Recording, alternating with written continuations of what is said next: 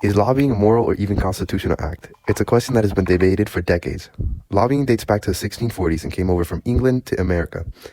Lobbyists have existed unofficially in our country practically from the birth of the new American government. Even in 1792, when no laws for lobbying had yet been formed, the Virginia veterans of the Continental Army hired William Hull specifically to lobby the newly formed Congress for additional compensation. But what exactly is lobbying? Most people hear this term and dismiss it, others assume it is only a form of legal bribery, and others have never even heard of it. Lobbying is the attempt by individuals or private interest groups to influence the decisions of government. Lobbying is an important part of our government and is one of many ways we can petition the government for a redress of our grievances. But due to the many ways to lobby, most people get a confused and bad impression of it, as if it is some strange separate world. That is why one must look at the countless different ways to lobby in order to get a good grasp on what lobbying is. Among these ways to get public officials' attentions, the first way is to buttonhole them or trap them in legislators' offices, hotels, or private homes. Letters may be written or phone calls made to public officials, and campaigns may be organized for that purpose. Organizations may provide favored candidates with money and services. Massive public relation campaigns employing all techniques of modern communication may be launched to influence public opinion. Extensive research into complex legislative proposals may be supplied to legislative committees by advocates of various and often conflicting interests. Substantial election campaign contributions or other assistance may be supplied to favor legislators or executives. At the same time, I believe that lobbying is an important and beneficial part of our government. I also believe that lobbying has become a big issue in the political system. The issue here does not come from private lobbying, but from the professional level lobbying that takes ways of lobbying to extreme amounts by offering huge fundraisers and giving away big campaign donations to win political favors. These flaws allow different businesses to use their money to persuade politicians to vote and fight for the selfish interests of companies opposed to the well-being of society as a whole. This causes a power imbalance between individuals who don't have a lot of money and big businesses who can easily spend money to push for whichever policy benefits them. I propose that money in lobbying has corrupted our political system, distorted its policies in the favor of the rich, and must be reformed. This matter becomes increasingly urgent each day as the rich start to control more and more aspects of our government through lobbying, and in doing so, stealing the poor's already endangered political power. In order to prove this claim, this paper will examine different perspectives and stories on the corruption in our lobbying system, why allowing corporations too much political power is harmful, and the flaws in our lobbying system along with how to fix them, and finally, how someone can fight back against corrupt lobbyists and get involved in their political systems. It has become common today to dismiss lobbying and underestimate its influence, but since the turn of the millennium, the amount spent on lobbying in the United States has more than doubled, and its influence is no longer dismissible. But how is this money being used? In order to understand how this money is being used, let's take a look at a famous professional lobbyist, Jack Abramoff. Jack Abramoff is considered the most corrupt lobbyist in our nation's history.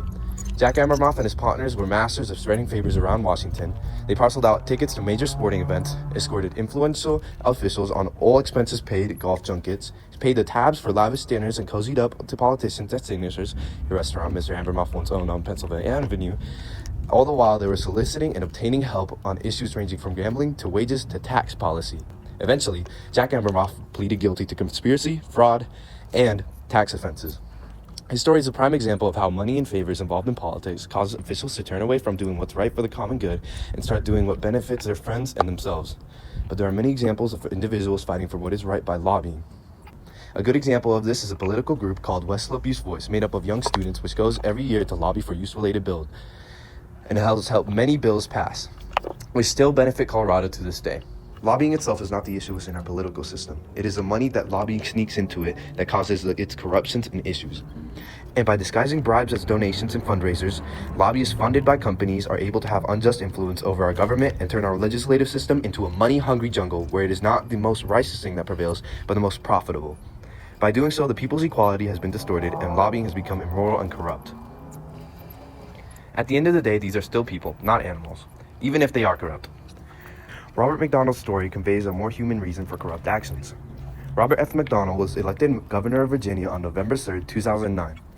At this time, he and his family had hit huge financial difficulties, and nearly a year later, he and his wife had a combined credit card balance of $90,000. And in 2012, the business operated by him and his sister had a loan balance of $2.5 million.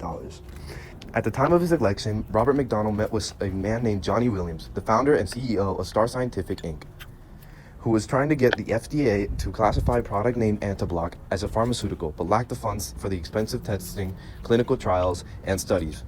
After a few meetings, McDonald agreed that the independent testing of Antablock in Virginia was a good idea. Johnny Williams soon started providing expensive gifts to the McDonald's and was willing to help with their financial situation.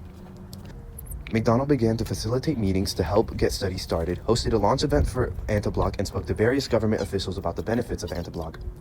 The McDonald's were eventually arrested and charged for corruption under federal statutes that make it a felony to take official action in exchange for money, campaign contributions, or anything of value.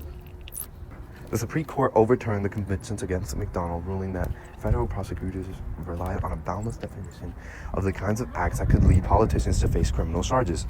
The story of McDonald shows how politicians could be corrupted, but one must make sure not to take the story's message as give your politicians some slack, but see it as a cautionary tale of what happens when you allow politics to mix with business and money. The ultimately unsatisfying Supreme Court's decision to overturn his convictions reflected the Supreme Court's regrettable innocence about how things work in the real world, and why it must be up to the citizens of the United States to correct the government. But if the businesses lobbying in our politics are run by the people, then how is it immoral? Isn't that the very example of a people-ran democracy? What is overlooked in this argument is the simple fact that these companies don't care about the common people. They don't care if a few people get hurt as long as their profits rise.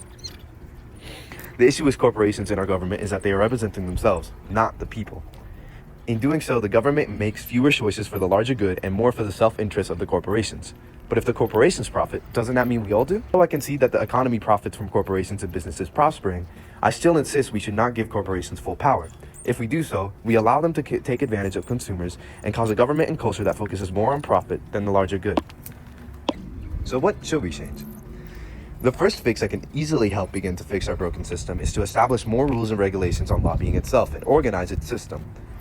The people should not have to chase down their representatives just to get 2 rush minutes to speak to them, while those that have the money have already bought their votes and favors. I propose that there should be more designated times and opportunities for citizens to speak to their representatives, and students should be educated on how to get involved in their politics and political system, and fight back against a corrupt political system. As Kofi Annan puts it, knowledge is power, information is liberating, education is a premise of progress in every society and in every family. The first step in almost every revolution or big change is to educate the people, and that is exactly what must be done in order to fix the corrupt forms of lobbying in our political system. Another step is to then set up times for legislators to meet with their citizens in a similar way to town meetings. This allows proper time for citizens to voice their concerns and make sure that every side can be equally heard. The final step in this reform would be to add a new level of transparency to the political system as a whole and push the influence of money out of Washington. The most crucial part of this reform is not to only get more people involved within their political system, but to also get money out of politics and bring back a balance in political power between individuals and companies. One of the many ways to do so would be to put more regulations on professional lobbyists and the businesses who fund them, and by coming up with a more organized system of lobbying, we can ensure that votes won't be bought and stolen from the citizens who truly need it. With these reforms, we as citizens can take back our power and take back our right to lobby. The act of lobbying itself is constitutional and extremely beneficial, but by involving money, it has become corrupt and immoral. Ultimately, what's at stake here is more than just our political system, it's our culture and our world. As preventions to climate change and environmental issues are lobbied against by corporations, and with our world fastly evolving, and with more and more corporations using money to try to take advantage of the government and its citizens, it is more than important than ever before to fight back and stop the corruption in our lobbying system.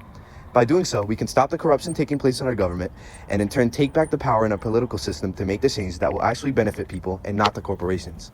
Only you can stop the corruption in our government. Fuck this.